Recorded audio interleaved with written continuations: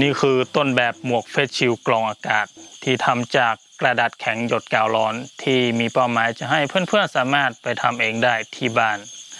อัดอากาศด้วยพัดลม DC 5 โวลต์แบตเตอรี่ 1,500 มิลลิแอมป์ใช้งานได้3 ชั่วโมงชาร์จด้วยโมดูลชาร์จ USB Power Bank นี่แหละครับถ้าจะใส่แค่เฟสชิลตัวนี้ก็จะ